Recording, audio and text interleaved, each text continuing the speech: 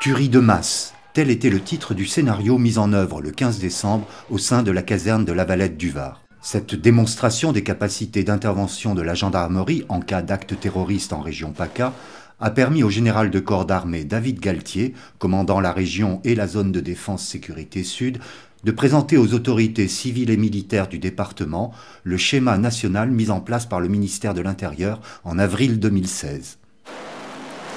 En Provence-Alpes-Côte d'Azur, Orange est la base principale du dispositif gendarmerie, Nice et Marseille étant celles de la police et du GIPN.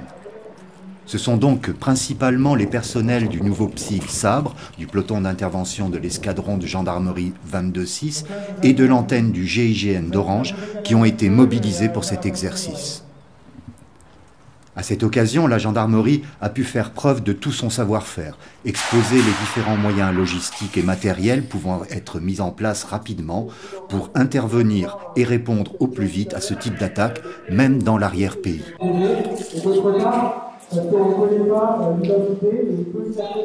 Pour l'Essor, le général Galtier est revenu sur les raisons du choix de ce département pour la présentation du schéma et de cet exercice d'intervention. Le Var est un département sensible. Le Var est un département important pour la Provence-Alpes-Côte d'Azur et la zone sud. Et il était tout naturel, dès lors que les moyens étaient au rendez-vous, l'ensemble des capacités étaient rassemblées, d'initier une telle démonstration dans le département du Var qui est central. Le schéma national d'intervention, lorsqu'on le décline au plan zonal, on compte évidemment sur les unités d'intervention, mais il y a trois types d'unités qui vont intervenir.